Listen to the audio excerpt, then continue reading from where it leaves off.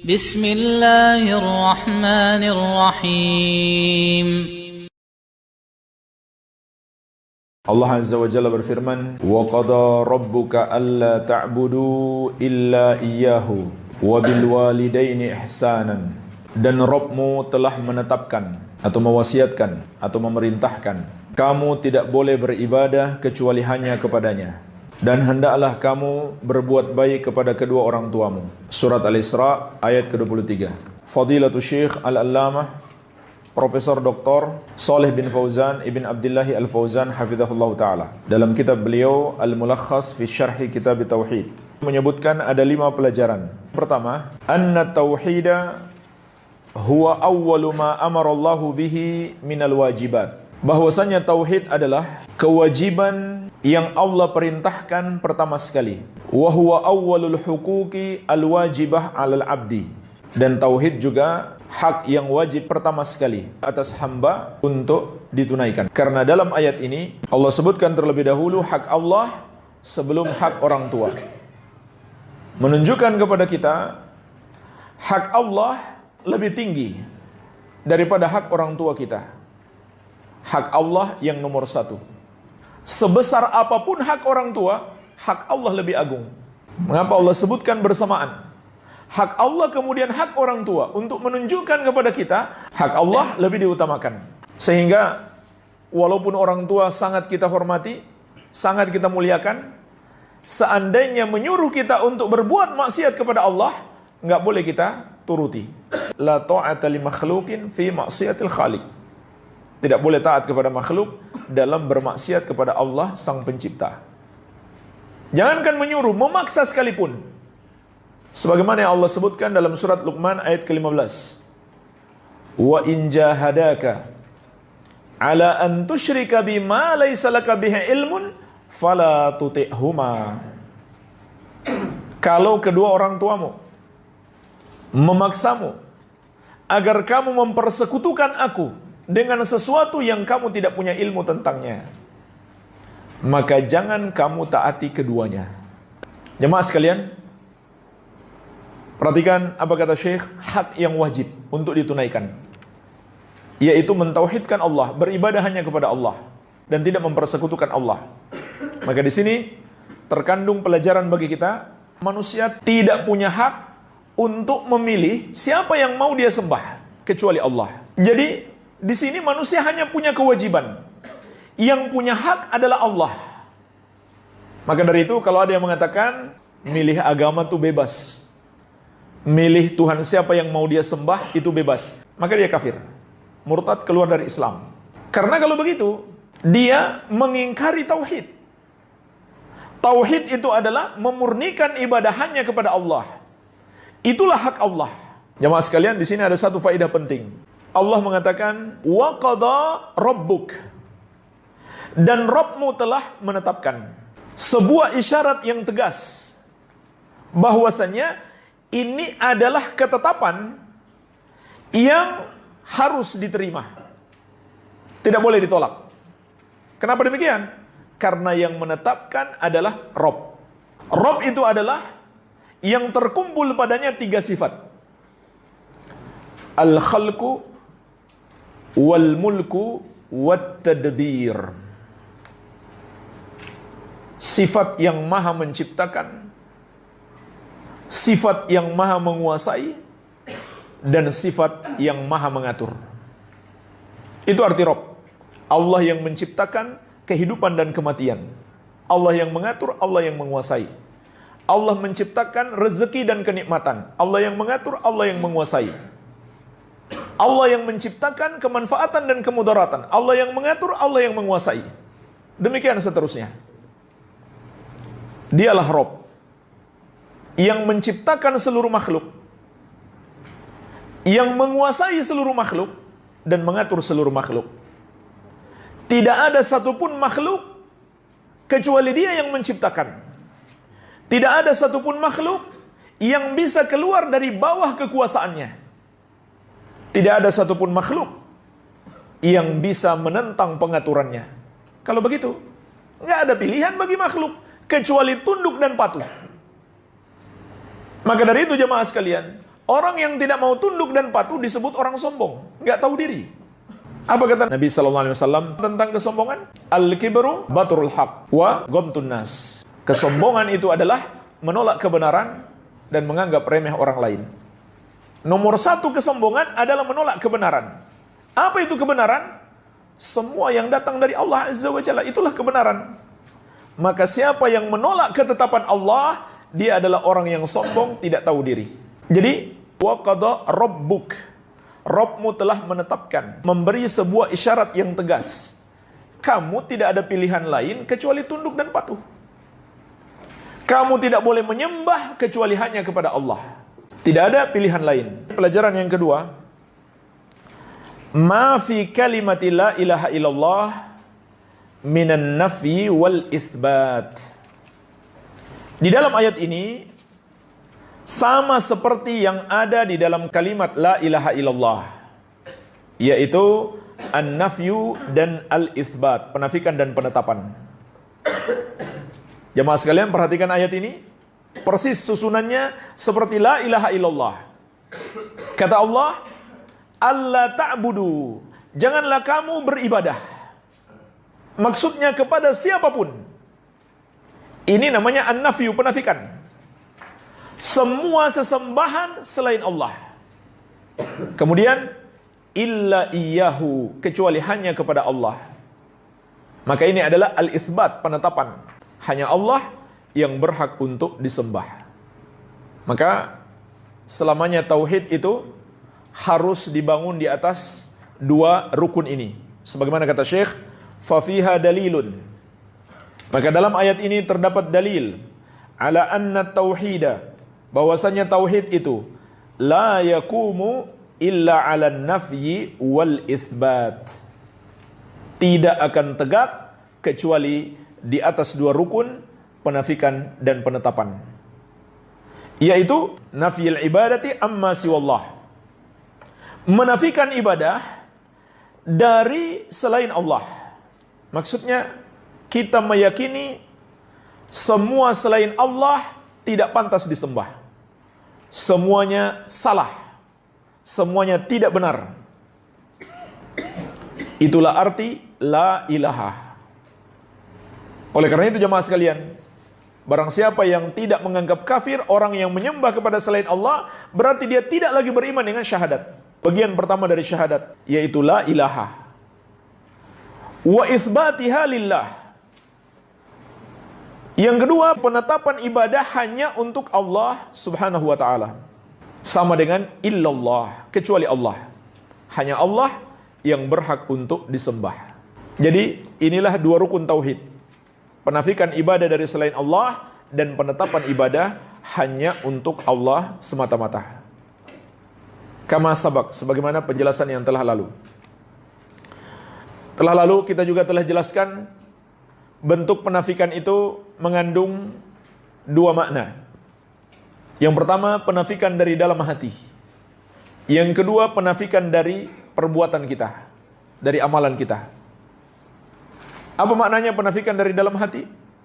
Maksudnya kita meyakini semua yang disembah selain Allah adalah salah, tidak benar, batil, kufur, syirik. Kemudian menafikan dari perbuatan kita, yaitu tidak boleh satupun ibadah kita berikan kepada selain Allah. Karena ada orang yang terjerumus pada salah satu dari dua hal ini, atau bahkan dua-duanya. Ada orang setiap hari rajin sholat, puasa, zakat, haji. Masya Allah, semua ibadah dia lakukan. Tapi dalam hatinya, dia tidak menyalahkan orang Nasrani yang menyembah Yesus. Dia tidak menyalahkan orang Hindu Buddha yang menyembah dewa-dewi. Dia tidak menyalahkan agama-agama yang menyembah kepada selain Allah. Maka jemaah sekalian, syahadatnya telah batal. Karena dia tidak lagi beriman dengan la ilaha illallah. Kalau dia beriman dengan la ilaha illallah, dia harus menyalahkan mereka. Kalau dia tidak menganggap mereka kafir, maka dia pun menjadi kafir. Kenapa dia menjadi kafir? karena dia tidak lagi beriman dengan la ilaha illallah. Gak ada gunanya dia sholat, gak ada gunanya dia puasa. Membenarkan agama selain Islam itu bukan toleransi, namanya itu kekafiran. Bersikap loyal kepada orang kafir itu bukan toleransi, itu namanya kemunafikan. Apa batasan toleransi? Batasannya dua. Yang pertama, ayat ke-8 surat Al-Mumtahanah. Batasan toleransi dalam ayat ini adalah dibolehkan berbuat baik kepada orang kafir dengan dua syarat. Syarat yang pertama, dalam perkara duniawi, bukan membantu agama mereka, bukan mengucapkan selamat terhadap perayaan agama mereka, bukan, itu bukan toleransi, itu kemunafikan namanya. Tapi dalam perkara duniawi, dia lapar kita kasih makan, dia sakit kita kasih obat, ini syarat yang pertama. Syarat yang kedua, dia bukan termasuk orang kafir yang memerangi Islam atau kaum muslimin. Sebagaimana firman Allah Azza wa Jalla dalam surat Al-Mumtahanah ayat ke-8. La yanhakumullahu 'anil ladzina lam yuqatilukum fid din wa lam yukhrijukum min diyarikum an tabarruhum wa tuqsitu ilaihim. Innallaha yuhibbul muqsitin. Allah tidak melarang kalian untuk berbuat baik dan berlaku adil kepada orang-orang kafir yang tidak memerangi kalian karena agama kalian dan tidak mengusir kalian dari negeri kalian. Sesungguhnya Allah mencintai orang-orang yang berbuat adil. Itu namanya toleransi.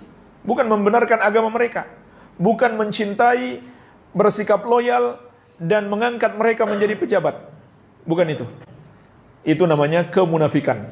Sebagaimana dalam surat An-Nisa ayat 138 139. Allah mengatakan, "Basyiril munafiqina bi anna lahum adzaban alima alladzina yattakhiduna al-kafirina awliya'a min dunil mu'minin." Berikan berita kepada orang-orang munafik itu bahwa mereka akan mendapatkan azab yang pedih, yaitu orang-orang yang menjadikan orang kafir sebagai wali-wali mereka selain dari orang-orang yang beriman. Ini yang pertama. Yang kedua, tidak boleh berbuat zalim kepada mereka. Ini batasan yang kedua. Haram hukumnya seorang muslim berbuat zalim kepada orang kafir sekalipun, apalagi kepada sesama muslim. Ini pelajaran bagi kita. Kepada orang kafir saja nggak boleh kita berbuat zalim, terlebih lagi kepada sesama muslim.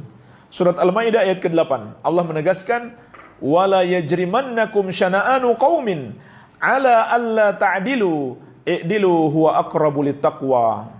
Dan janganlah kebencianmu kepada satu kaum membawamu tidak berlaku adil kepada mereka. Berlaku adillah, karena adil itu lebih dekat kepada takwa. Iya. Jadi ini yang pertama jemaah sekalian. Ada orang, dia rajin ibadah, tapi dalam hatinya dia tidak menyalahkan orang yang menyembah selain Allah, maka dia bukan lagi muslim.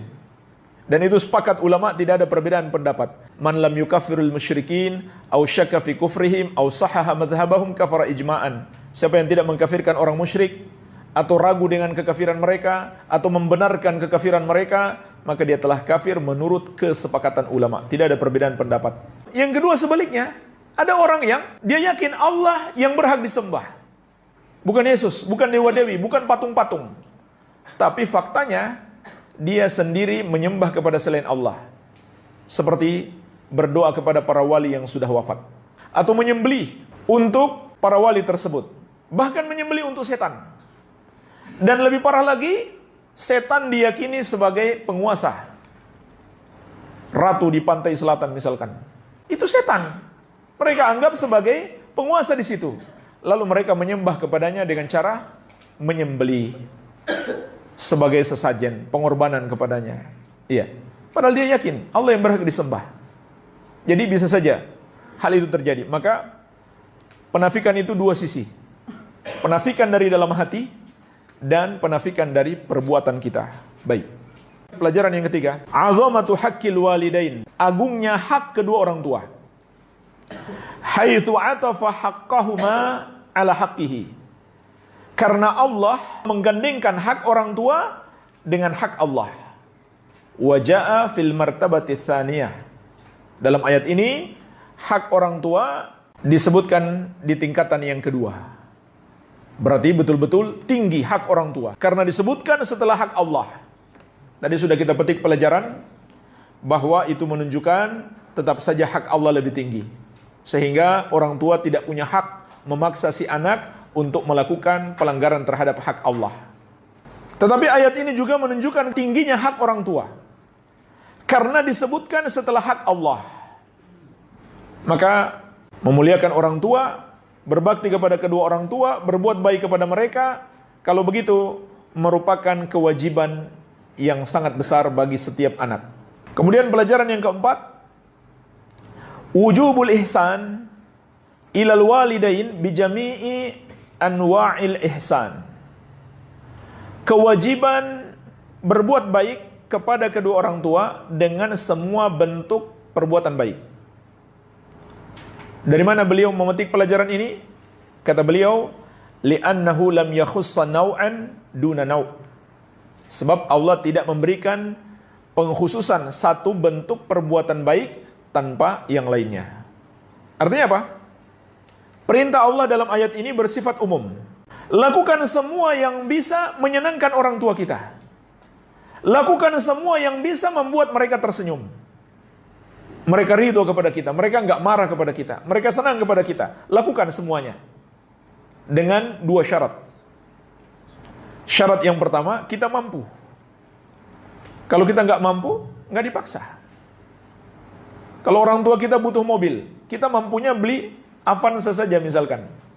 Kalau orang tua mintanya Alphard, ya mohon maaf saya enggak mampu. Kalau mampu, wajib. Dan itulah kunci kesuksesan kita sebagai anak.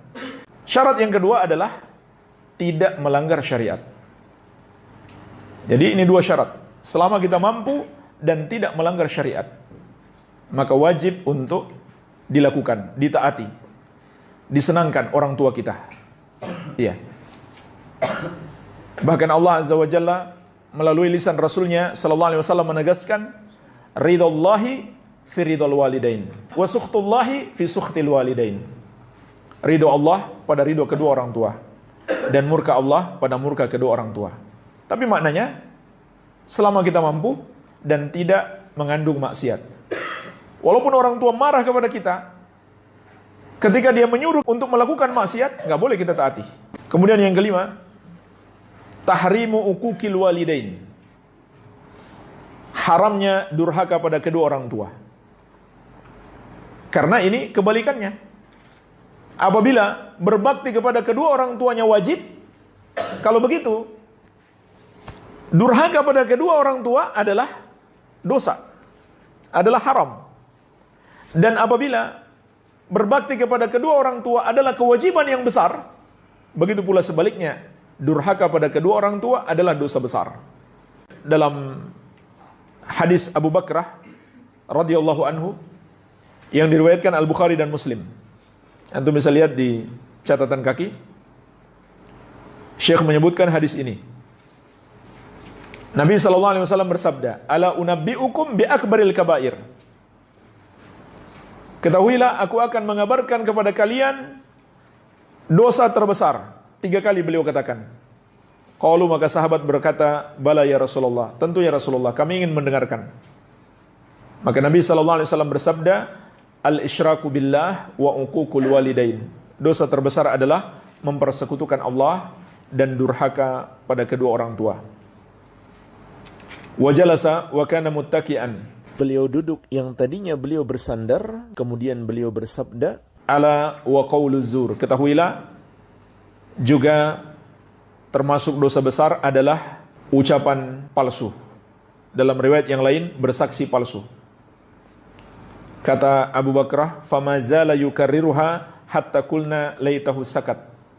Nabi SAW terus-menerus mengatakan seperti itu sampai kami berkata semoga beliau diam. Maksudnya apa? Mereka kasihan melihat Nabi SAW.